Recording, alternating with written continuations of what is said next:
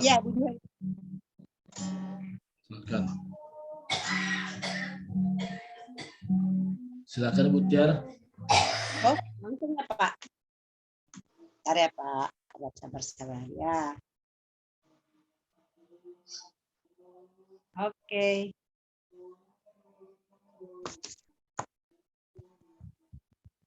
Ya, shalom Bapak Ibu. Kedengaran suara saya jelas ya, Bu Juhai ini. Shalom. Jelas ya. Ya, selamat malam buat kita semua ya. Berapapun kita yang hadir pada malam hari ini, ya kita belajar disiplin ya buat Tuhan. Karena kalau kita disiplin, nanti ngikutin yang lain. Jadi kalau kita nanti undur, ikutin mereka, akhirnya kita yang turun gitu. Jadi kita tetap mulai udah waktunya kita akan mulai ya. Baik, untuk itu nanti saya angkat satu pujian, habis itu nanti Ibu Dian Setepu bikin doa pembukaan ya Bu, baru nanti serahkan ke Pastor Bakti ya. Oke. Ya. Oke, baik. Kita patut bersyukur pada sore hari ini, pada malam hari ini, karena Tuhan pelihara kita sepanjang satu hari ini. Ya.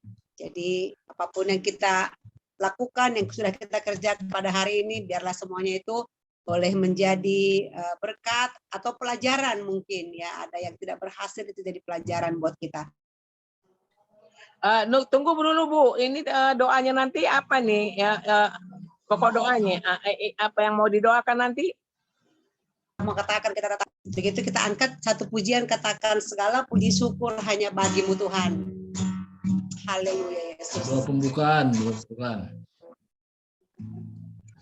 Segala puji syukur hanya bagimu Tuhan, sebab Kau yang layak dipuja. Kami mau bersorak tinggikan nama Tuhan. Haleluya. Sekali lagi katakan segala puji syukur.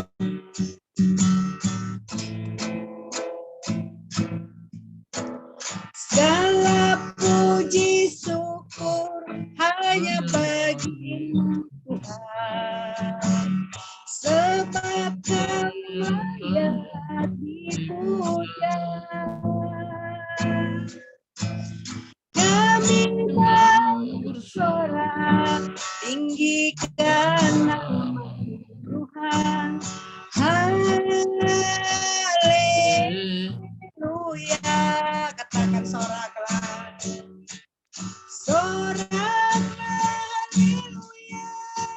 Soraklah haleluya. Haleluya. Soraklah haleluya. Soraklah haleluya. Haleluya. Soraklah. Soraklah haleluya. Soraklah haleluya. Haleluya.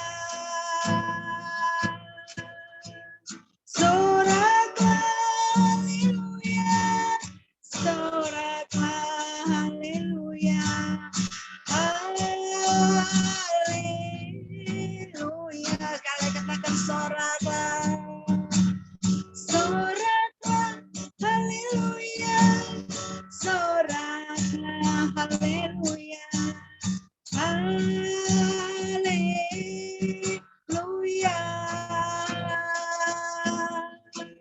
Soraklah haleluya.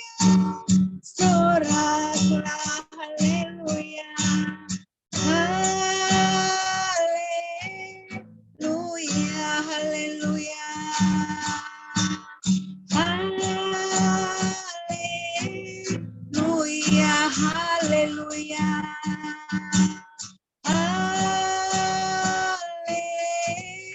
Haleluya. Haleluya. Haleluya. Silakan Bu Luis. Buka dulu mic-nya, Bu. Buka ya. dulu mic-nya.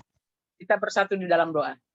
Bapa kami yang baik dalam sorga, bersyukur kami, berterima kasih kami kepadamu pada kesempatan sore hari ini, di mana Tuhan sudah kumpulkan kembali kami dengan hambamu Bapak Pendeta Surbakti, dan hambamu juga Ikhtiar, serta ada Ibu Juhaini, dan hambamu sendiri Tuhan, di mana pada kesempatan ini kami rindu Tuhan untuk masih belajar lebih banyak lagi Tuhan, bagaimana kami Tuhan beraktivitas dan Tuhan Yesus bersosialisasi bersama dengan teman-teman kami, tetangga kami, sanak saudara famili kami, karena masih banyak mereka yang belum menerima Engkau sebagai Tuhan dan Juru Selamat. Kami rindu Tuhan untuk hidup kami menjadi dampak bagi banyak orang. Kadang kami belum bisa memulai dari mana Tuhan kami menyampaikan kebenaran firman Tuhan kepada mereka. Sebab itu inilah Tuhan waktunya di mana kami bisa berkumpul dengan undangan Bapak hambamu Bapak Surbakti, dan pada kesempatan ini kami mau mendengar Tuhan apa yang disampaikan dan pelajaran-pelajaran yang diberikan kepada kami. Pakai hambamu Tuhan untuk menjadi saluran berkat, dan biarlah segala rahasia kebenaran firman-Mu Tuhan disingkapkan pada sore hari ini Tuhan, dan berikan hikmat marifat kepada kami untuk kami dapat menerima Tuhan dengan pimpinan dan pertolongan daripada Roh Kudus-Mu Bapak. Terima kasih bila ada pikiran-pikiran kami yang melayang-layang pada sore hari ini Tuhan, kami mau tanggalkan dan patahkan kuasanya dalam nama Tuhan Yesus. Biarlah kami dapat fokus Tuhan pada kesempatan sore hari ini Bapak. Dan bila ada saudara-saudara kami yang belum join dengan kami pada sore hari ini, biar Engkau jamah hati mereka, agar kami boleh bersama-sama belajar pada firman Tuhan yang disampaikan oleh hamba-Mu. Terpujilah Engkau Tuhan, inilah doa kami pada kesempatan malam hari ini. Nama Tuhan Yesus kami alaskan segala Tuhan permohonan kami. Haleluya, haleluya. Amin. Amin, amin. Ya, terima kasih. Ya, jadi kita ini yang sekarang ini adalah orang-orang yang sudah terseleksi. Ya, memang sengaja kita tidak undang banyak. Jadi kita adalah orang-orang yang dikhususkan Tuhan hari ini. Ya, jadi kita bukan dari jumlah banyaknya untuk tersemangat. Nah, tapi inilah orang-orang yang rindu terseleksi pada malam ini, dan inilah jika bakal ke depan bagaimana kita bisa menjadi pemenang jiwa yang handal dan luar biasa. Nah, yang sering menjadi masalah bukan karena kita tidak punya kesaksian atau bukan karena kita tidak punya pengetahuan, tapi dalam persahabatan saja sudah menjadi masalah. Nah, masalah apa yang terjadi? Kita lihat dulu tentang persahabatan ini. Nah, seperti contoh ini ya. Jadi kalau kita bersahabat ya, nah jadi kita harus tahu dulu apa yang kita mau sampaikan ya. Nah ini penting. Apa yang kita mau sampaikan? Contoh ini ya.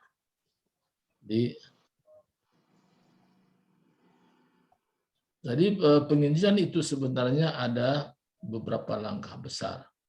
Langkahnya pertama kita mulai namanya persahabatan. Sesudah bersahabat kita baik, baru masuk kepada penyajian Injil. Nah, sesudah penyajian Injil masuk kepada penyerahan diri. Sesudah penyerahan diri ada tindak lanjut langsung. Jadi ada tahap-tahapnya bagaimana orang bisa dimenangkan bagi Yesus Kristus. Nah, kita mau menginjil tapi bersahabatnya aja belum bisa. Itu menjadi kendala besar ya, kendala besar kalau persahabatan saja belum bisa. Nah, makanya penting sekali bagaimana kita bersahabat. Nah, untuk ini kita lihat dulu nih. Ini sangat penting bagaimana kita bersahabat satu dengan yang lain. Awalnya tidak, ini kan sebagai jembatan persahabatan. Nah, bersahabat ini adalah langkah awal sebelum kita menginjil. Nah, apa saja yang kita lakukan dalam persahabatan? Kalau saya tanya, misalnya Ibu Tiar lah dulu.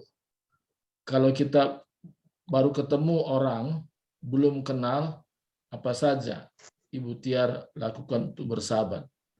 Coba Ibu Tiar buka mic-nya. Apa yang kira-kira dilakukan, Bu Tiar?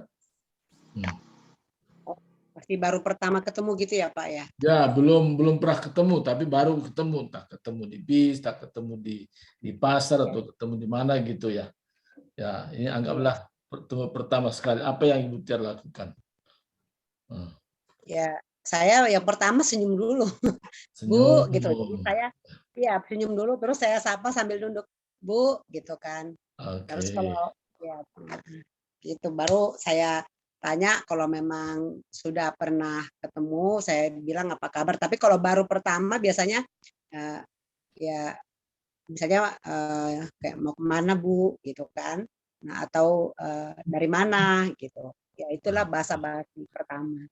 Oke, ya oke. Jadi tadi kita tanya dulu dari kulit-kulitnya dulu, dari mana mau kemana. Itu kan pertanyaan yang sederhana.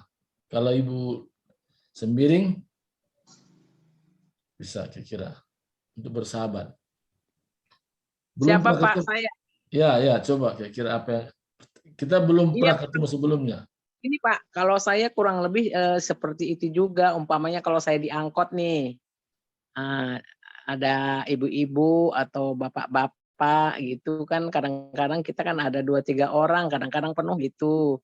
Nah, kalau udah saling tatap muka gitu ya saya mengangguk gitu kan, gitu Bu, gitu sambil senyum gitu. Atau kadang-kadang bisa terjadi dia dulu yang tegur gitu. Bu belanja, dia bilang gitu. Ataupun saya gitu, Bu dari mana gitu, mau kemana gitu kan. Jadi akhir ya seperti itu Pak. Jadi dari mana Bu, mau kemana gitu. Nah, karena ketemunya di angkot kan nggak lama juga, banyak yang diomongin gitu. Ya jadi kadang-kadang kalau tergantung orangnya juga Pak, kalau orangnya kelihatannya dia banyak ngomong ya bisa makin kesininya ya makin seru gitu. Jadi nanya bla bla bla bla gitu, nanya apa namanya tinggal di mana, rumahnya di mana, berapa anaknya gitu-gitu Pak. Ya, oke, makasih Ibu Juhaini. Ya, buka mic-nya dulu. Kita belum pernah ketemu orang, tapi pas pertama sekali ketemu kita, misalnya ketemu di supermarket misalnya, Ibu Juhaini, ya ketemu di supermarket ini, sama-sama ada di supermarket. Nah, kira-kira apa yang dibicarakan, Ibu Juhaini? Coba buka videonya, silakan. Bisa dengar nggak saya bicara Ibu Juhaini? Ya. Ya. Ya, kita mau bersahabat nih. Kita kan mau membangun persahabatan dulu dengan orang. Bisa. Apa yang Ibu Johani lakukan untuk membangun persahabatan? Kalau pertama kali bertemu, tanya dari mana, dan bercerita pasal pekerjaan anak-anak. Selepas itu tanya gereja mana berbakti gitu. Gereja berbakti. Kalau kita kan belum tahu dia apakah agamanya Kristen. Nah, tanya agamanya, dia kata Kristen. Kristen apa? Kalau di tempat kami ini ada banyak gereja. Jadi mayoritas. Gereja mana gitu. Oke, Pak Yuce Tumbelaka. Setelah Pak Yuce buka mic-nya. Pertama sekali kita ketemu orang ini, kita belum pernah bersama. Bagaimana membangun jembatan persahabatan? Apa yang langkah pertama Bapak lakukan? Misalnya anggaplah ketemu dalam perjalanan naik bus ini dari Ya pokoknya perjalanan bisa 40 menit lah, 40 menit atau 30 menit perjalanan. Masih ada waktu bersahabat. Apa yang Pak Yuce lakukan dalam bus ini? Ya, lihat dulu keadaan orang. Kalau lihat dia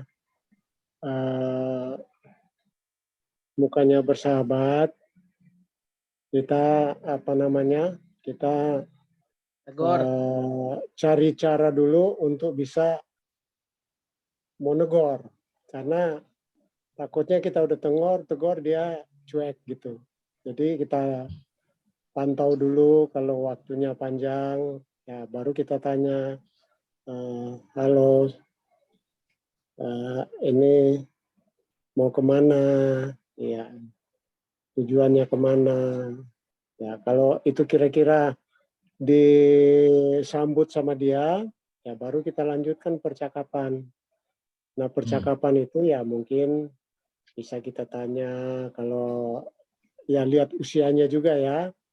Kalau usianya masih muda, apa masih kuliah, atau udah kerja, kalau kerjanya di mana. Jadi kita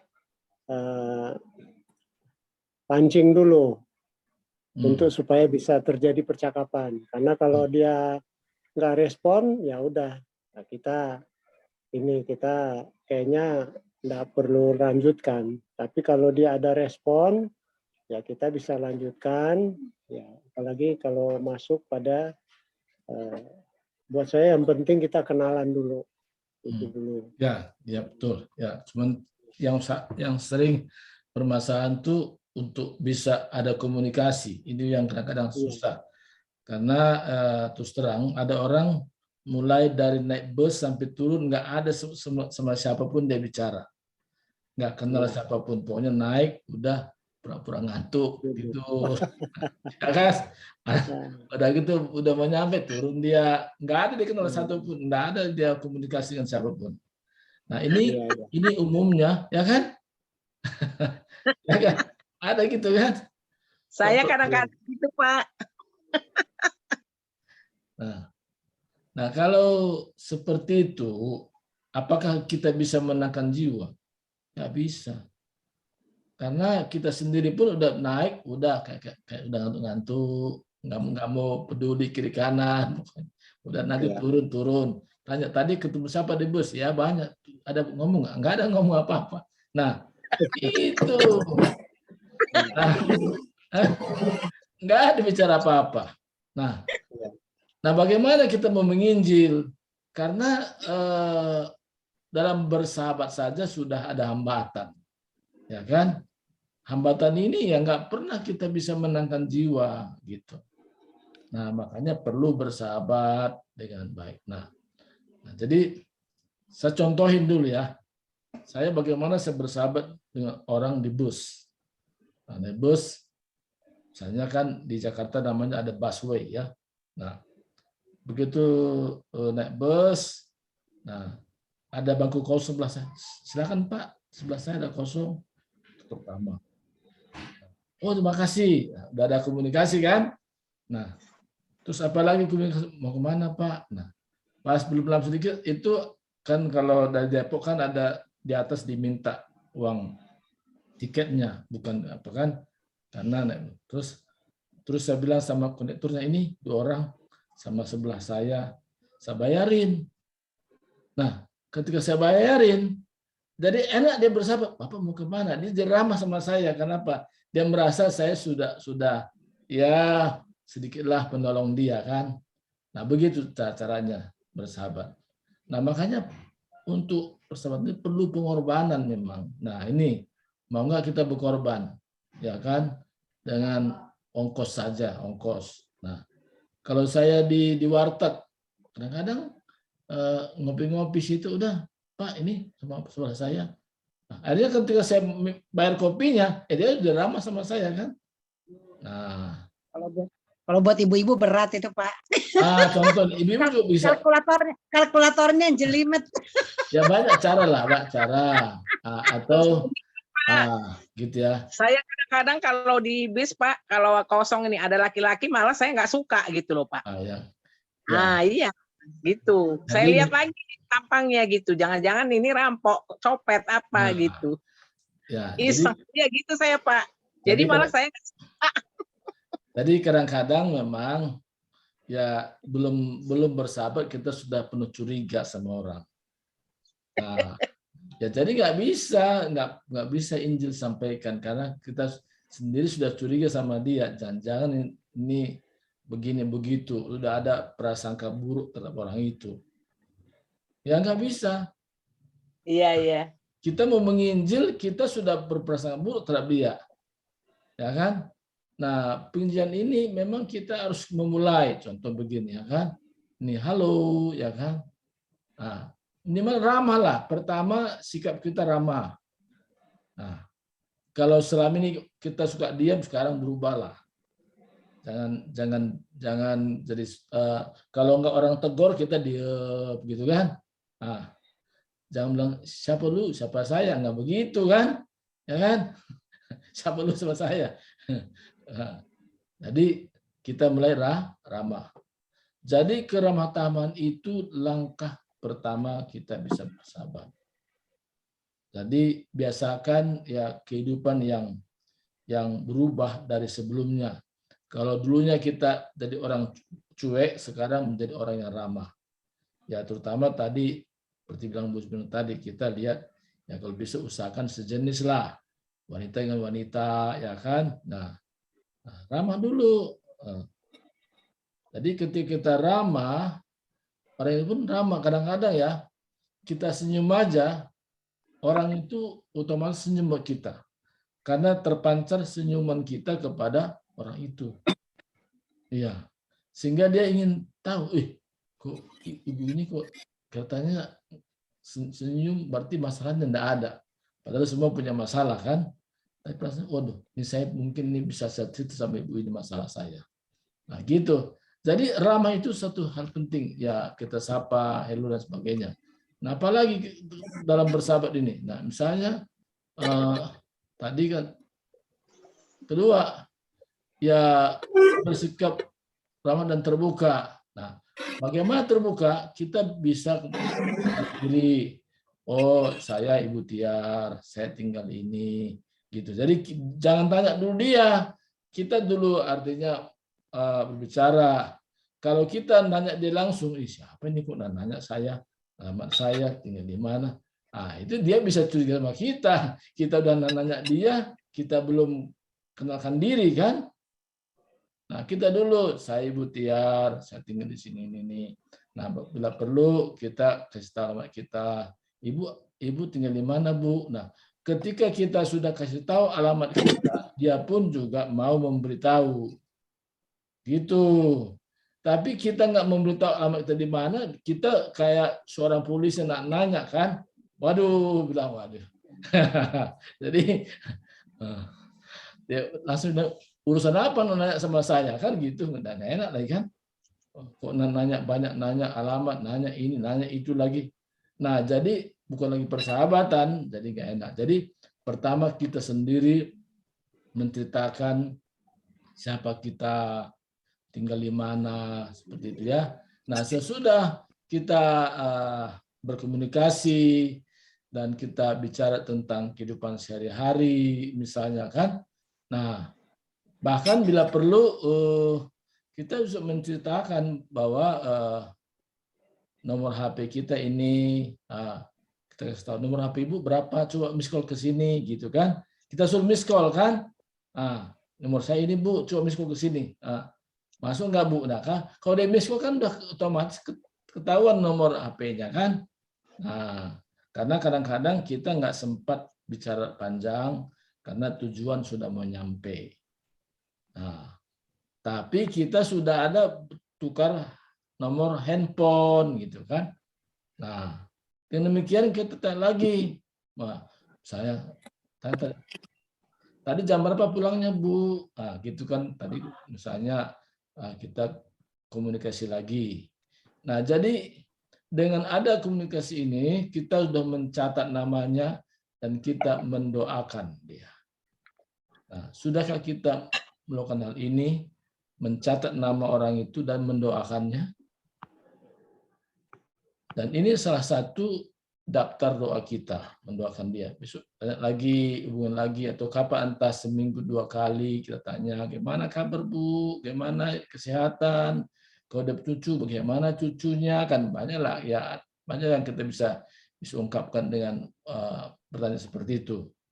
Nah, ketika kita selalu hubungan dia mulai care sama kita. Wah, ini ibunya ramah ya, ada perhatian dengan saya, ditanya tentang situasi kondisi. Nah, gitu ya. Oke, Ibu Kristen Limbong. Nah, ini udah masuk Ibu Kristen Limbong. Nah, kalau Ibu Kristen Limbong ketika ketemu dengan orang pertama sekali, belum pernah kenal, apa Ibu Kristen Limbong lakukan dalam persahabatan? Nah. Pertama sekali kita tanya nama ya, baru kenal. Tinggal di mana. Itu aja. Ya. Kita kan sudah tahu nomor HP-nya. Gitu ya. Nanti kalau lanjut mungkin kita bisa tanya apa sudah menikah atau punya anak. Gitu. Ya. Tapi pertama sekali siapa nama, tinggal di mana, di Surabaya atau di Jakarta ya. Sudah. Ya. Saya di Surabaya. Gitu aja. Jadi kan kan sering kali orang kan salah nama, salah salah pencet. Loh ini ada masuk tadi ke sini ke nomor saya, maaf dengan siapa ini, gitu aja. Jadi kita nggak mungkin lah langsung kita tanya-tanya kerja apa, anaknya berapa, gitu. Ya. Mungkin itu aja. Ya, jadi persahabatan ini sangat penting. Karena gagalnya orang menginjil ketika persahabatan ini saja belum lulus dia. Belum lulus. Pertama, tidak ramah. Kalau orang nggak sapa dia nggak mau nyapa orang. Nah, itu salah satu hambatan untuk kita bisa menginjil. Ya. Nih. Ya gimana? Ya. Jadi gitu. Nah, makanya pentingnya kita persahabatan, kita bersikap ramah, terbuka. Ya. Terbuka kita ya. Entar.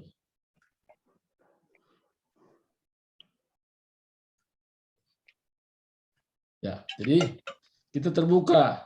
Tadi sebelum kita nanya orang itu, kita sendiri yang memperkenalkan diri. Siapa kita kan? Nah, kayaknya itu. Tanya handphonenya. Nah, jadi persahabatan itu ibarat memulai persahabatan seperti pesawat tinggal landas. Di sini.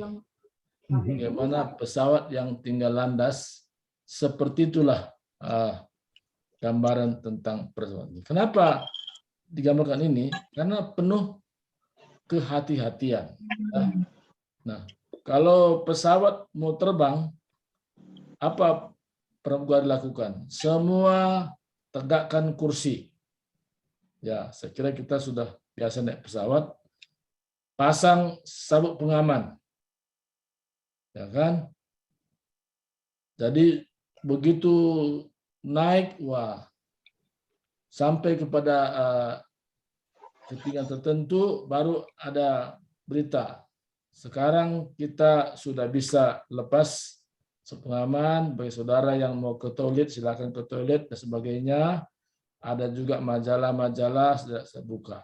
Nah, tapi tetap kondisi ya kalau memang nggak perlu tetap aja pakai pengaman, tapi udah bisa lepas. Nah, demikian juga halnya kita sebelum menginjil ini ya penuh kehati-hatian. Lebih lama kita bersahabat kadang-kadang daripada menyampaikan Injil. Persahabatan ini bisa 2 hari, bisa 3 hari, bisa seminggu. Nah, itu lihat situasi. Kita nggak bisa membuat berapa lama waktunya bersahabat. Kadang-kadang seperti contoh saya punya pengalaman di ruang tunggu di bandara, di situ saya bersahabat.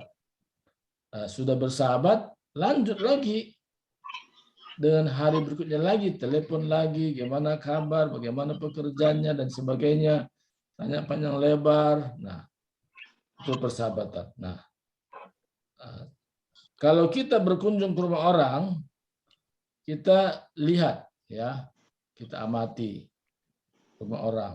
Nah, kalau Ibu Titiar misalnya ke rumah orang, ketika mengamati, nah lihatlah foto. Nah, apa yang Ibu Tiar tanya pertama pada foto di rumahnya dipajang? Ya, saya tanya, maaf, ini foto siapa ya? Gitu. Kok kayaknya di mana ini fotonya, atau bagus ya gitu. Ya kita pujilah biar dia terbuka kan. Oke, ya. Ya, kalau Ibu apa tadi, Ibu Limbong gimana? Kalau ada foto tergantung. Biasa kan foto itu kan yang di bingkai itu kan harus di ruangan yang bisa orang lain bisa lihat kan? Ya nggak mungkin fotonya lagi rambutnya acak-acak bikin bingkai kan, nggak mungkin begitu kan? Ya kan? Pasti foto itu sudah bagus lah, dibingkai, diperbesar. Nah, Ibu Kristimbong kira-kira gimana cara menanya kalau foto itu ada terpampang, ada foto gitu, atau Ibu Setepu dulu, Ibu Sembiring dulu, Ibu Sembiring ya silakan ya, karena Ibu Limbong lagi. Iya, kalau saya gini Pak, masuk ke rumah orang lihat foto. Waduh, bagus-bagus amat ya gitu, cantik, cakep. Berapa anak? Ini ada berapa orang nih anak-anak? Mana yang gede gitu? Yang paling kecil mana? Terus ini bapaknya, suami gitu saya Pak. Keren gitu saya Pak. Langsung nebak ya. Jangan sampai dibilang ini suami keberapa, jangan ya. Langsung nebak. Enggak lah. Oh, ini suami ibu ya, baru aku lihat gitu. Iya, memang pernah kejadian seperti itu, Pak. Kadang-kadang kan kita kenal lama ini sama temen gitu ya, tapi suami nggak pernah tahu gitu. Nah, begitu kita ini, oh ini suami ibu ya gitu. Saya sering gitu. Atau ketemu di undangan gitu. Terus langsung kenalan sama suaminya kan suami ibu. Gitu. Rupanya belum suami pula, masih teman bukan? Ada teman. Ada kan yang kayak gitu. Orang sini ada yang kayak gitu. Ya. Suami orang yang digandeng. Ya. Oke, Pak Yuce gimana Pak Yuce Tumbalaka? Kalau masuk ke rumah orang ya berkunjung. Nah, ketika lihat foto apa yang Pak Yuce tanyakan di situ, Pak Yuce? Ya, kita amati dulu fotonya. Kalau dia foto keluarga, ya kita apa namanya? Wah, ini foto satu keluarga ya, bapak atau ibu. Kalau dia bilang, oh iya itu apa? Anak saya yang pertama, itu anak saya yang kedua, anak saya yang ketiga. Ya, anak-anaknya udah pada nikah ini.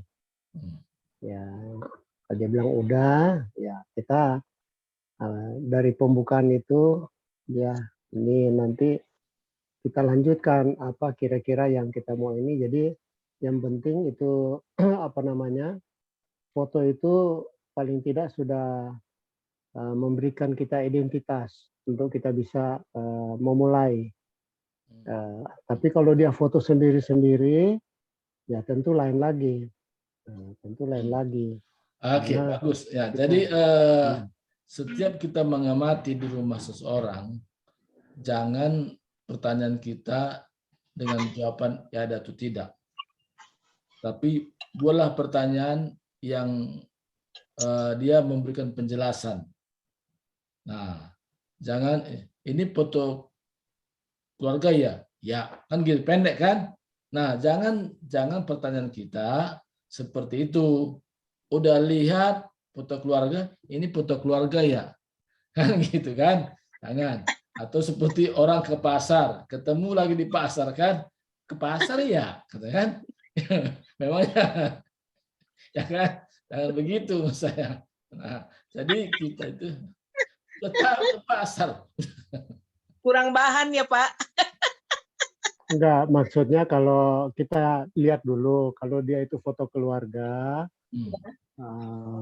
kita bisa komunikasi melalui, bukan kita bilang ini foto keluarga ya, itu kan udah ketahuan foto keluarga. Ya, kalau foto keluarga ya kita tentu ini anaknya 3 umpamanya, ya kan? Nah, tentu kita cari informasi ini, karena ada foto kan yang gedenya sama semua. Kalau gedenya sama, tapi kalau dia urutan ya kita nggak perlu ini. Jadi yang penting foto itu satu sarana untuk kita bisa berkomunikasi.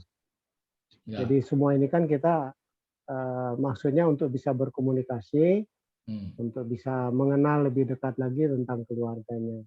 Ya, kalau memang ada kita maksudnya apa kita datang ke rumah dia, nah itulah kita yang nanti masuknya ke sana. Jadi kalau kita umpamanya dia Muslim, ya toh, ya kita tentu percakapannya lain. Kalau dia orang gereja, ya tentu kita percakapannya lain. Jadi yang penting buat saya selalu pertama itu adalah awal untuk kita bisa berkomunikasi. Jadi, nah kita sebelum kita berkomunikasi kita harus mendapatkan data-data dari keluarga itu. Kita tahu kita bicara, rupanya dia pendeta, malah kita yang diinjili, ya kan? Nah, jadi kita mesti tahu sedikit juga. Kalau dia pendeta kan kita sok-sok mau kasih injili, tahu-tahu dia diam aja. Pas terakhir, oh ya, kalau saya pendeta di sini, nah kan malu kita. Oke. Selanjut lagi ya. Jadi kalau kita melihat foto di rumah orang, jangan pertanyaan kita yang hanya dengan jawaban iya dan tidak. Nah, contoh nih foto ini, oh ini foto tahun berapa, bisa ceritakan nggak kira-kira peristiwanya? Ya kan? Supaya apa? Dia bisa menjelaskan tahun berapa, waktu acara apa gitu ya. Nah, itu gunanya supaya apa? Itu mencarikan suasana. Nah, kalau misalnya sudah ada foto begitu, terus jawabannya dan tidak, pendek kan. Jadi tahun berapa? Ini foto tahun berapa ini? Bisa ceritakan nggak waktu di mana peristiwanya itu? Itu yang kita perlu bangun ya. Nah, dari situ baru kita lanjut lagi ke foto berikutnya atau apa. Ini piala. Ini piala ini contoh nih piala kan sebelahnya kan. Wah, ini piala ini dalam acara apa dulu Pak piala? Bisa cerita nggak? Dapat piala ini dalam acara apa dan sebagainya. Jadi selalu membutuhkan penjelasan-penjelasan. Jadi pertanyaan kita membutuhkan penjelasan-penjelasan. Nah, itulah teknik-teknik untuk kita bisa bersahabat dengan orang. Sehingga mencarikan lapisan es. Ya kan? Lapisan es itu. Nah, karena ya semua masih menjaga-jaga, dia pun menjaga juga. Jadi kita tuh mencarikan lapis es. Sampai nanti dia ungkapkan sendiri dirinya siapa. Nah, terus lagi ya. Nah, jadi bertanya itu seperti menguti bawang. Jadi enggak langsung kepada intinya. Dari satu lapis ke lapis berikutnya, begitu ya. Jadi kenapa katakan seperti itu? Kalau kita tanya soal foto, soal piala, jangan tiba-tiba langsung kepada pertanyaan lain, enggak ada kaitannya dengan apa yang sebelumnya. Harus ada kaitan-kaitannya juga ya sebelumnya. Nah, atau kalau memang kita berpindah ke topik yang lain, ngomong-ngomong, wah ini gimana? Ini tanya lagi cerita apa. Nah, kita berkisar bicara tentang diri mereka, pekerjaan mereka, misalnya kan bisa kita tanya. Nah, itu pun dengan cara yang sopan, ya. Sopan ini penting. Nah, karena kalau kita sudah bersahabat dengan baik, itu mudah untuk selanjutnya. Nah, tadi bertanya seperti mengunci bawang, tahap demi tahap, tahap demi tahap, tahap demi tahap, gitu ya. Nah, jangan misalnya tadi kita bicara foto, tiba-tiba anjing lewat, ini anjing siapa ini? Nah, begitu ya. Waduh, ini tadi nggak fokus sudah bicaranya, tiba-tiba lari ke anjing gitu ya. Nah gitu ya. Nah, jadi kita fokusnya kepada hal seperti itu tadi. Misalnya dari situ, itu tadi foto waktu kerja. Dulu ibu kerja di atau bapak di departemen apa? Nah, kan gitu kan. Misalnya kesehatan dan sebagainya. Tapi itulah dulu kira-kira gambarannya. Ini masih luas sebenarnya. Ya, apakah? Nah, waktu kita bertanya kepada orang, kita dengarkan dengan seksama. Nah, jadi jangan seperti kita mau ngomong, dia ngomong, kita mau ngomong, kapan ini saya mau ngomong lagi. Nah begitu, justru waktu dia menceritakan itu kita teliti mendengar, bahkan kalau bisa ya ada hal-hal tertentu kita simak dan kita bisa bertanya ulang dari apa yang diceritakan tadi. Nah, misalnya tadi dikasih tahu, misalnya peristiwanya di mana kejadian foto tadi, terus ulang lagi, tanya lagi, itu di mana kejadian?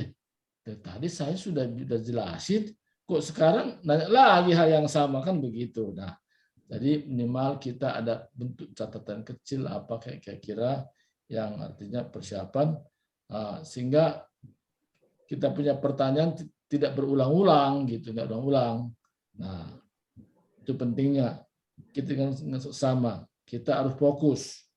Jangan misalnya waktu kita bertanya, tapi kita main handphone, main chatting, tapi kita nanya orang itu, loh, ini fokusnya kemana ke handphone itu? Apa nanya ini kan gitu.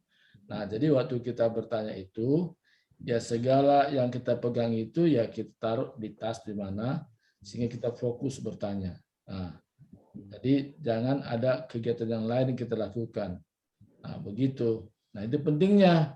Nah, sehingga orang itu pun bisa menceritakan apa adanya dirinya. Itu pertanyaan itu.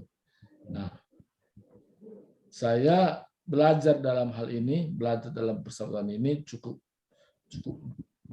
panjang waktunya. Jadi dulu saya pikir bersahabat itu mudah.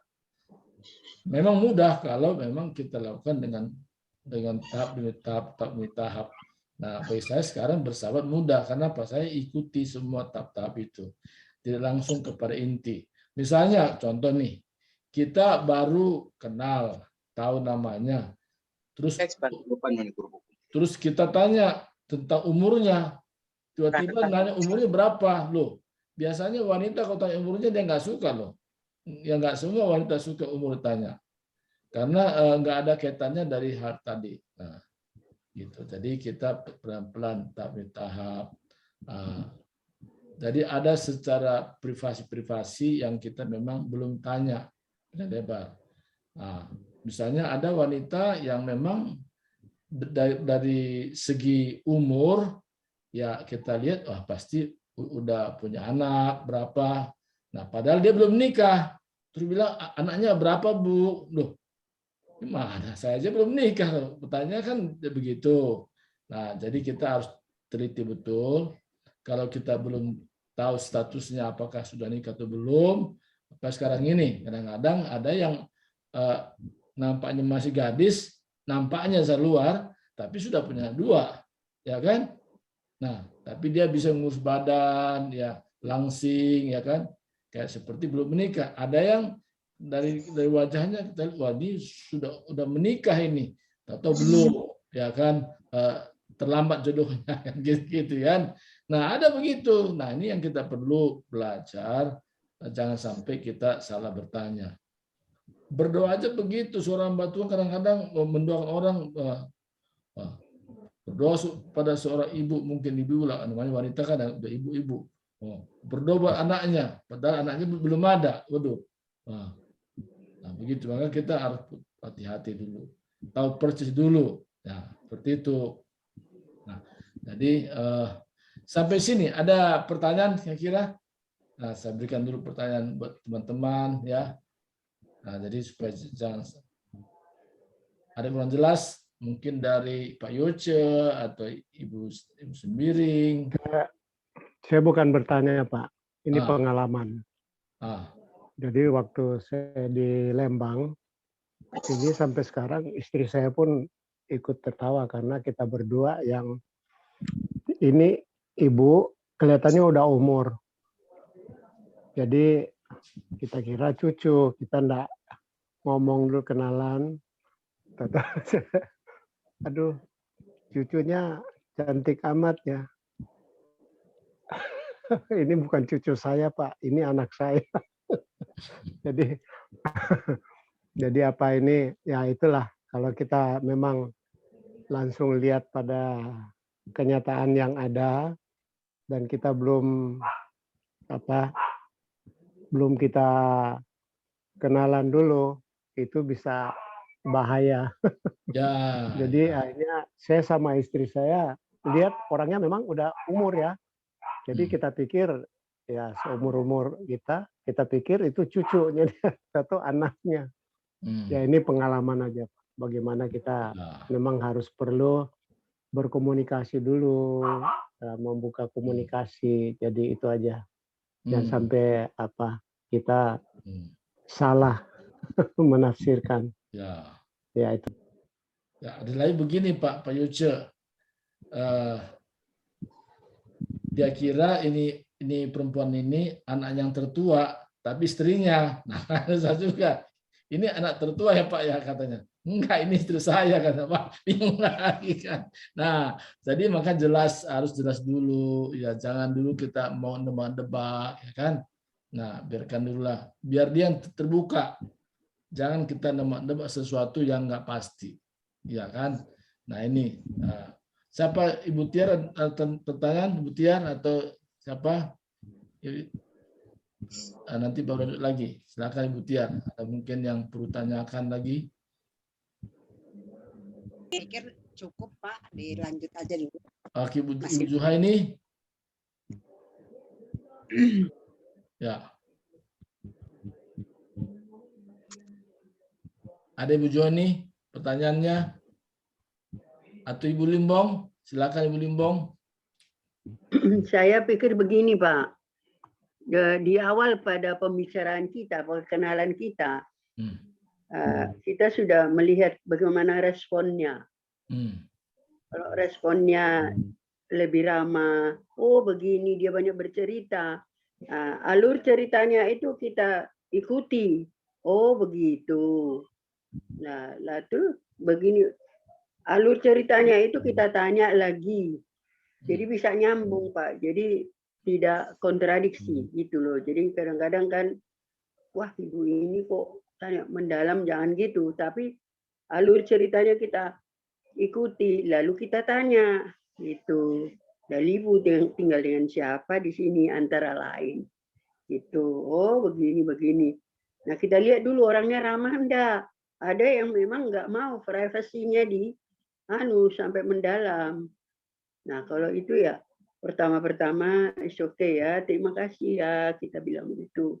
Bahkan kadang-kadang kita ditawari, lain kali ya mainlah ke sini katanya, gitu kan, umpama nih. Ya monggo, iya. Nah kita jadi kan jangan kita salah kaprah. Bagaimana kita supaya memang tetap kita memimpin pembicaraan, maksudnya jangan sampai kita salah omong sehingga tidak welcome lagi sama kita. Tapi kalau umpamanya masih dibilang, kapan rumahnya di mana Bu? Oh dekat sini gitu umpamanya. Jadi baru mereka, oh ya nanti ya boleh nggak saya datang main ke sini? Oh boleh gitu. Nah itu seterusnya kita smooth lah, halus gitu loh anunya. Jangan sampai langsung terjang ke ruang kamar tidur. Ruang tamu dulu. Tamu dulu. Bagaimana supaya kita bisa untuk and so on tuh seterusnya kita bisa datang, masuk, welcome. Saya bisa begini loh Bu, bisa Ibu terima begitu. Jadi ya itulah penginjilan itu maksud saya persahabatan dulu dibangun melalui mungkin karena saya dekat sini, saya suka masak ini loh, bisa mau nggak gitu umpama nih. Oh ya, nggak apa-apa katanya. Jadi selalu kalau saya tuh nggak usah sama orang lain, sama saudara saya aja dulu, sama saudara saya juga supaya saya welcome di rumahnya. Membawa Injil itu saya bangun persahabatan antara lain, bukan nyogok, bukan. Kita bawalah sekedar oleh karena saudara dekat, kita bawa dari perlu. Jadi saya, sepupu saya, mereka terkenal suka main dukun toh. Jadi saya langsung bercerita begini-begini, kita ini kondisi kita begini. Tapi raja di atas segala raja itu adalah Tuhan Yesus yang mampu membawa kita ke surga itu. Lalu dia cerita sama orang, antara lain ini ada pengalaman. Wah, itu kakak saya si ini disebut nama saya.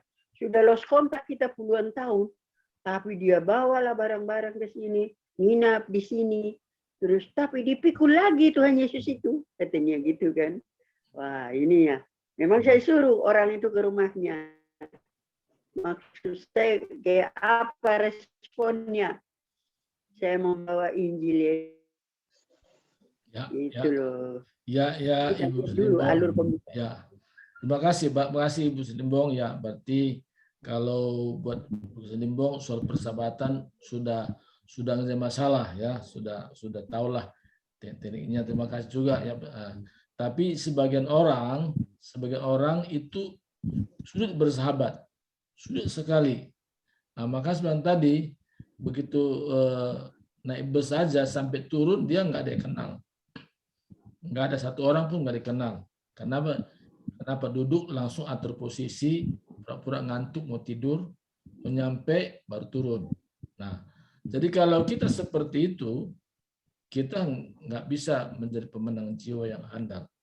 Nah, jadi kalau Ibu Selimbong ini memang katanya kalau soal persahabatan ini tidak masalah ya.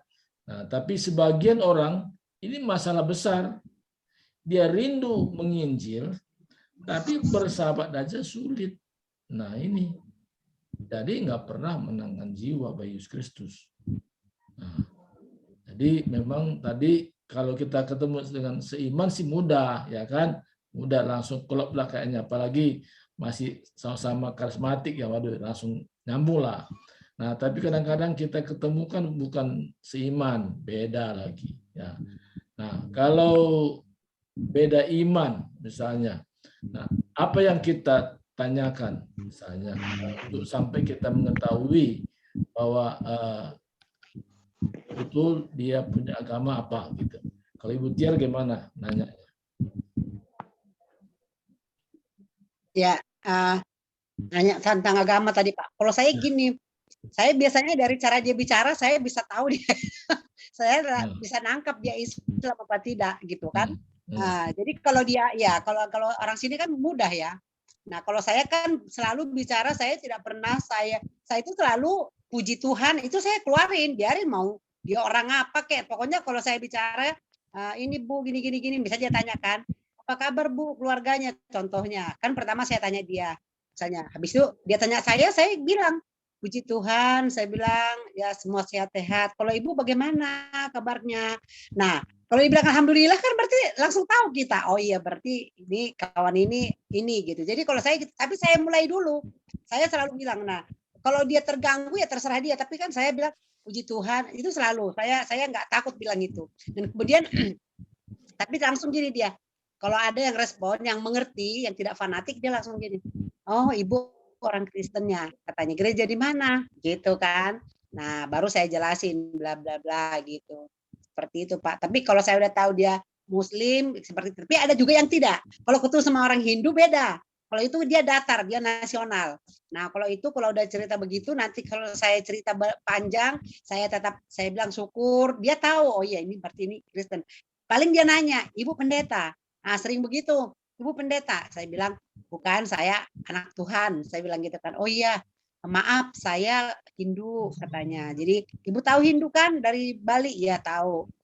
Jadi udah kita ngobrol, kita bangun hubungan aja.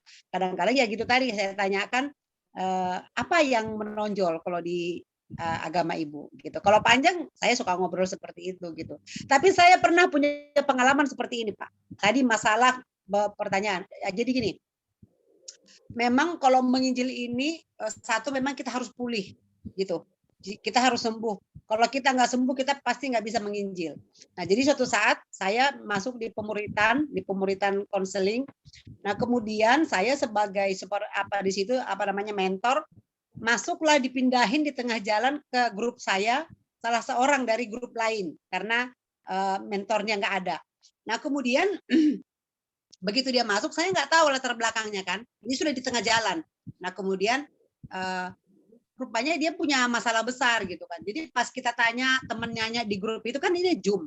Dia bilang gini, Ibu katanya, coba baru kan dia, Ibu Eli itu Bu Tiar kata orang itu. Kalau saya suruh kan gitu kan. Coba Ibu gimana ini saya tanya gini. Coba Bu Eli dulu. Nah, Bu Eli. Nah, rupanya dia jawab sekedar, terus mukanya juga kelihatannya jutek gitu ya. Nah, terus saya pikir, oh ini berarti punya masalah ini kawan gitu kan. Nah, rupanya udah pas mau selesai saya tutup dengan doa biasanya. Biasanya saya suruh gantian. Malam itu mereka bilang Ibu aja yang pimpin doa. Nah, terus kan ada yang baru itu tadi. Terus saya tanya, Ibu adakah yang mau didoakan? Gitu, Bu Eli ada yang mau didoakan kah? Terus dia bilang, enggak Bu, semua aman kok, katanya gitu kan. Nah, maaf, seperti tadi kata Pak Yoce tadi, dia itu kalau dari face-nya itu sudah lebih tua dari kita, Bu Luis ya. Jadi saya pikir enggak mungkin lagi tidak berkeluarga, gitu kan. Rupanya belum. Jadi saya doakanlah suami. Doakan suaminya, doakan anaknya, berapi-api. Oh, udah selesai itu langsung dijaprinya saya. Katanya, Ibu, saya jangan didoakan, saya belum punya suami, saya belum punya anak gitu. Waduh, saya nyesak juga, gitu kan. Saya pikir gimana ini. Langsung saya telepon dia, saya boleh teleponnya, saya gituin. Jadi biar saya perjelaskan, anaknya saya telepon, ternyata dia punya masalah besar, dia anak yang tertolak, dan kemudian juga mamanya meninggalkan dia, terus dia sekarang tinggal sama bapaknya, sampai sekarang nih belum married nih. Jadi dia udah usia 45-an ya. Nah, tapi puji Tuhan setelah masuk di grup kami, baru dia mau buka. Itulah dia bilang gini, dan ini baru sekali ini saya mau buka sama ibu katanya. Nah, jadi tapi dia udah melayani, tapi hatinya nggak sembuh gitu loh. Sehingga itu tadi ketika kita tanya pertanyaan, dia nggak bisa jawab, nggak mau terbuka gitu kan. Nah, jadi ini juga memang sedang proses. Saya bilang begini, kamu harus sembuhkan dulu hati kamu. Jadi kamu nggak boleh kayak gitu kalau melayani. Jadi ya seperti itu, bagaimana kita bisa memenangkan jiwa kita sendiri pun tidak bisa terbuka, hatinya tidak sembuh, muka kita kelihatan ini kan mutung gitu kan.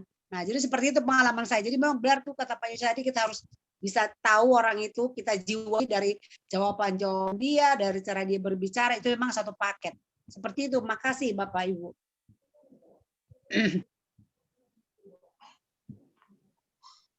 Silakan Pak Surbakti. Ya, jadi kita memang harus jeli melihat situasi ya. Ya, kita nggak boleh mentebak-tebak juga ya. Cuman kita juga hati-hati menanya sesuatu, apalagi yang bersifat pribadi ya. Nah, kenapa kita hati-hati? Karena kita masih membangun persahabatan, belum akrab, ya kan? Itu pentingnya kita berhati-hati ya. Nah, kalau sudah akrab beda lagi. Nah, jadi gagalnya orang sampaikan Injil karena masalahnya di persahabatan ini. Ya, dia belum bisa bersahabat dengan baik, ya nggak bisa sampaikan kabar baik kepada mereka. Nah, dan juga kalaupun kita ketemu, misalnya sama-sama satu iman lah katakan. Pertanyaan apa yang kita tanya ketika satu iman kita ketemu dengan dia? Nah, Ibu Tiar tanya apa kalau kebetulan satu iman nih? Apa yang Ibu Tiar tanyakan? Oh iya, kalau saya tanya gereja di mana gitu Pak. Nah, oke. Ya udah dia jelasin. Saya tambahkan lagi ya. ketika kita satu iman, selain pada gereja di mana, apa kegiatan yang Ibu lakukan berkaitan dengan rohani di gereja itu? Kita perlu tanya, kegiatannya apa? Apakah hanya sekedar bikin panas kursi gitu ya? Ya kan? Bisa aja ya. Nah, datang, duduk, dengar, pulang kan? Nah, ya kan? Atau datang, duduk, dengar, persembahan, pulang. Ya, 3D, 2P, ya kan? Nah, jadi nggak ada sedikit pun dia lakukan sesuatu berkaitan dengan rohani atau guru sekolah minggu atau mimpin pemuda atau apapun atau ketua kelompok ini, dia nggak ada. Nah, kita perlu tanya. Nah, kenapa kita perlu tanya? Supaya kita mengerti seberapa minatkah dia kepada hal rohani itu. Kalau orang nggak punya minat, memang agak berat juga memang untuk. Nah, tapi kita tahu rupanya dia masih levelnya di sini. Nah, ada lagi pertanyaan yang sedikit agak pribadi. Maka kita ngomong begini. Seandainya situasi sekarang ini, kita kan tidak tahu kapan kita dipanggil Tuhan nih. Ya, kalau lahir sih berurut, ya kan? Tapi meninggal itu kan nggak pernah berurut. Kadang-kadang yang muda udah duluan. Nah, kita tahu bahwa itu bisa menimpa siapa saja.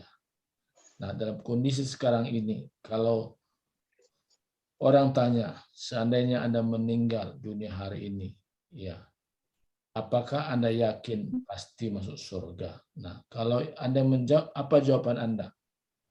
Atau pertanyaan orang, kita alihkan, dia menjawab.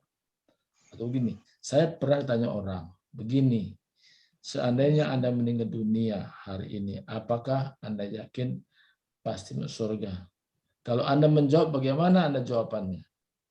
Nah, kalau dibilang, ya harapan sih begitu. Nah, kalau dibilang harapan sih begitu, berarti dia ada keraguan tentang imannya kepada Yesus.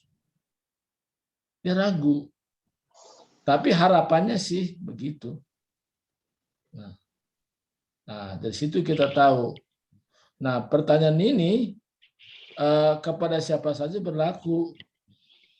Nah, termasuk juga kepada pelayan Tuhan juga berlaku.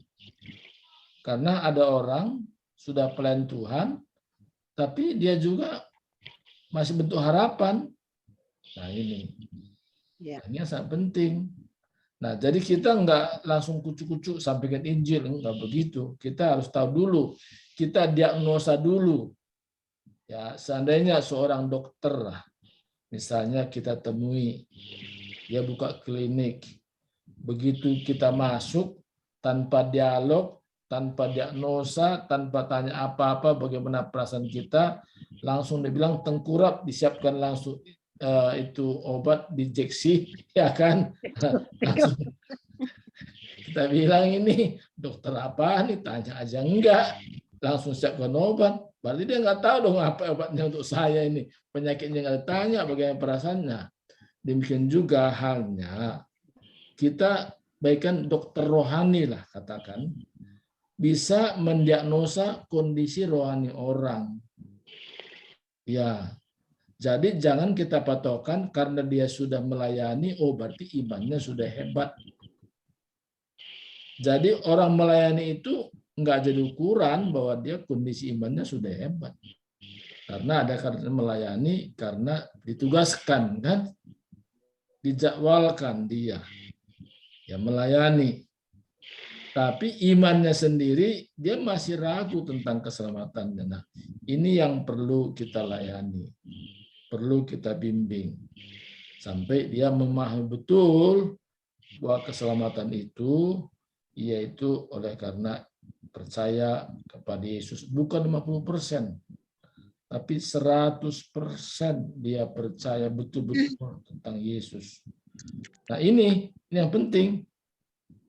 Nah, jadi kita bisa diagnosa terus sampai dia betul-betul memahami, dan dia pun punya kesaksian nantinya kalau kita bimbing terus. Karena kalau ada orang yang mengaku orang Kristen tapi tidak punya kesaksian, ini keraguan juga.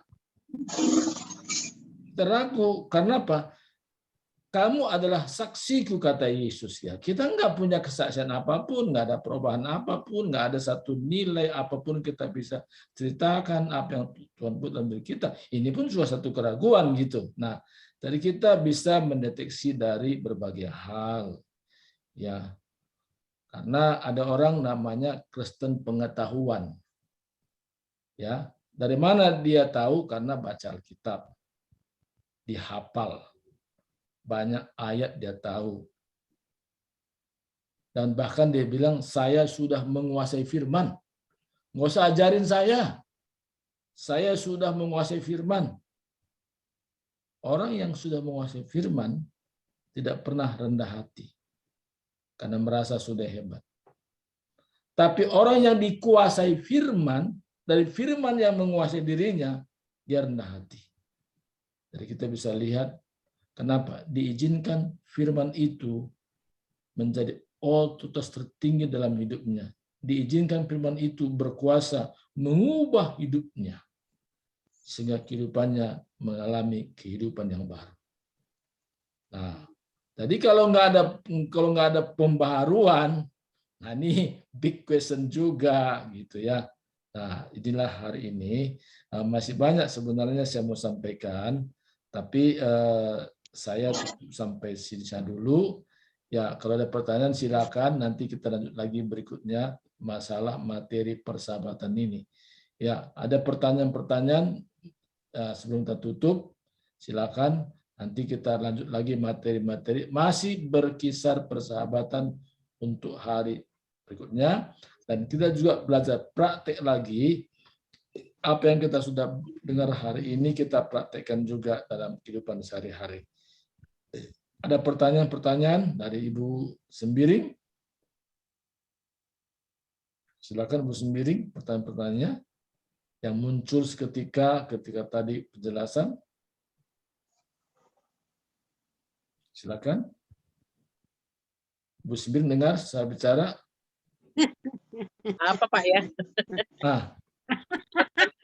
Pak ya, saya dulu udah lama ini Pak, pengalaman saya pernah ini masih keluarga. Jadi apa namanya, waktu itu dia punya masalah apa gitu, tapi udah lama kejadian, tapi saya ingat terus ini. Terus saya ngomong gitu, karena sama-sama orang GPDI juga, terus keluarga juga gitu. Jadi saya nggak sungkan-sungkan ngomong karena dia juga udah ngerti kebenaran, malah dia lebih pintar gitu. Terus di saat saya sampaikan firman Tuhan, ini bukan pertanyaan, ini pengalaman Pak. Udah lama kejadian, jadi memang saya sering ingat itu, masih terngiang gitu. Dia langsung balik nyerang saya gitu. Kau, dia bilang gitu, sok jadi pendeta loh, gitu dia Pak sama saya. Ini cuman pengalaman saya gitu. Makanya Pak, berbeda kita menyampaikan kebenaran dengan keluarga yang sudah, apalagi dia sudah lebih pintar, mungkin seperti kata Bapak tadi, dia udah menguasai firman, beda dengan dikuasai firman. Jadi dia malah balik nyerang saya gitu, kayak pendeta aja kamu, katanya gitu. Jadi ketimbang kita berbicara sama orang lain, memang beda loh Pak. Tuhan Yesus sendiri pun seperti itu kan pengalamannya.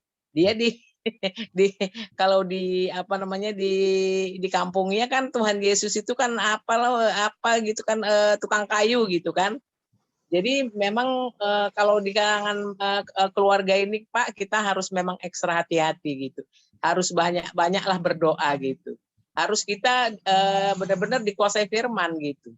Kalau enggak apalagi kita umpamanya gini Pak ya, pengalaman nih dalam pelayanan ya, dalam penginjilan gitu. Dia lebih hebat daripada kita, ini masalah materi ya. Lalu kita masukkan, dan dia orang Kristen tapi nggak sungguh-sungguh gitu, masih di kalangan keluarga gitu, banyak seperti itu. Dia jauh lebih apa namanya, lebih berhasil lah gitu ya secara materi gitu. Lah kita langsung apa namanya, menyampaikan firman bla bla bla bla bla bla gitu supaya dia tuh lebih inilah lebih apalah kita lihat oh dia lebih getol cari duitnya daripada dia lebih menomorsatukan Tuhan gitu, mencari Tuhan gitu. Itu enggak sama mereka enggak ini Pak. Enggak apa namanya enggak berlaku. Apa lu sendiri masih begini-begini gitu. Nah itu makanya banyak hal yang makanya kita harus ekstra hati-hati dan memang kita harus melihat juga trik-triknya juga Pak gitu. Jadi kalau orangnya seperti itu, seperti umpamanya nggak semudah itulah Pak. Dia lebih hebat daripada kita. Kita injili layani dia supaya dia lebih setia. Ada saudara saya juga seperti itu Pak gitu. Secara materi dia lebih inilah gitu daripada kita gitu. Jadi dia mungkin harus orang lain gitu loh Pak, yang datang sama dia gitu. Ya. Jadi gini Bu Sembiring ya, kita ada kalanya perlu berdoa orang lain menyampaikannya. Yang enggak selalu kita harus menyampaikannya. Nah, tapi ada kalanya memang kita berdoa dari mana saya memulainya Tuhan. Ya kan? Dan juga ya tadi katakan tadi kalau kita bersahabat tadi seperti pesawat yang mau tinggal landas kan, ekstra hati-hati. Hati-hati sekali kita. Kenapa? Di sini kalau nggak hati-hati bisa tersinggung ya kan dari pertanyaan kita. Maka kita lapisin dengan kata ini, maaf ya ini bukan menggurui, ya hanya membagi kesaksian saja. Ya, harus ada kata-kata seperti itu muncul. Sampaikan. Nah, kadang-kadang kita juga fokusnya jangan selalu fokusnya kepada hal materi. Nah, kalau materi kita ceritakan ya ada yang lebih hebat dari kita materi, tapi makanya kita punya kesaksian. Contoh nih, ini sebelum saya tutup ya. Saya dulu berpikir bahwa tujuan hidup manusia itu berfokus kepada duit. Pokoknya apapun uanglah menjadi nomor satu. Maka saya katakan orang plesetkan artinya sumut itu SUMUT, sumut segala urusan memakai uang tunai, ya kan begitu. Nah saya berpikir dulu kalau uang kita ada, apa yang kita mau beli ada semua, cukup semua, itulah hidup. Nah kita bisa cerita seperti itu. Tapi sesudah saya jalani, rupanya ada bagian dalam hidup ini tidak bisa kita beli. Memang banyak hal kita bisa beli, tapi ada bagian-bagian yang kita tidak bisa beli. Ada satu emptiness, satu kekosongan yang kita tidak bisa beli dengan uang. Orang bisa beli kasur yang bagus, tapi tidak menentukan orang itu enak tidur di kasur yang bagus. Orang bisa beli rumah yang bagus, tapi tidak menentukan orang itu nyaman tinggal di rumah yang bagus. Nah, kita bisa menceritakan seperti itu caranya menyadarkan orang. Dari hal kesombongannya katakanlah ya, karena merasa wah aku punya ini, aku punya ini begitu. Nah, makanya kita seorang pelayan Tuhan itu kita ekstra hati-hati dan kita punya kesaksian juga kita bisa ceritakan. Kalau kita tidak punya kesaksian sendiri, ya orang bilang, kamu aja masih begitu. Nah, jadi kita minimal punya kesaksian. Kita bisa ceritakan pengalaman hidup kita, terjadi satu kekosongan, dan tidak bisa diganti dengan uang. Sesuatu kita bisa beli, tapi tidak semuanya kita bisa beli. Sesuatu hal yang memang digantikan oleh pribadi Yesus melalui firman-Nya. Kita ceritakan dan kita bersaksi bagaimana kita hidup di mana Yesus Kristus sendiri mengisi kekosongan dalam hidup kita. Nah itu sedikit ya hari ini. Nah kiranya ke depan saya sangat optimis sekali kita semua menjadi pelayan Tuhan yang handal. Handal luar biasa. Kenapa?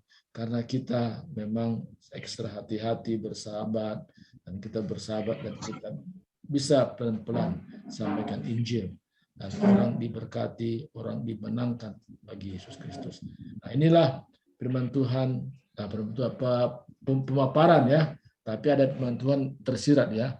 Nah itu pada saat malam ini Tuhan berkati kita. Kita berdoa ya, kita berdoa. Bapa dalam surga, hamba-Mu terbatas menjelaskan tentang bagaimana metode untuk pendekatan, persahabatan, sehingga kami semua Tuhan pakai dengan dasar Bapak Yucio Tumbelaka, Ibu Ter Purba, Ibu Juhaini, Ibu Kesedimbong, Ibu Sembiring. Tuhan, kami rindu bahwa hidup kami yang sekarang ini, yang sifatnya sementara, kesempatan kami hidup kami berguna bagi Tuhan. Kesaksian kami, kesaksian yang senantiasa memberkati banyak orang. Terima kasih Tuhan. Jadikan kami menjadi kesaksian yang hidup kami bukan membagi pengetahuan, tapi bagaimana pengalaman hidup kami bersama Tuhan. Terima kasih Tuhan. Terpuji nama-Mu. Kami juga akan bertemu pada hari berikutnya. Kami atur waktu yang kami dapat bimbingan lagi, sehingga benar-benar hidup kami hidup yang sangat berguna, sangat berarti di hadapan Tuhan. Ini doa kami di dalam nama Kristus. Kami berdoa bersyukur. Haleluya. Amin. Amin. Sudah selesai paparan hari ini. Tuhan berkati kita.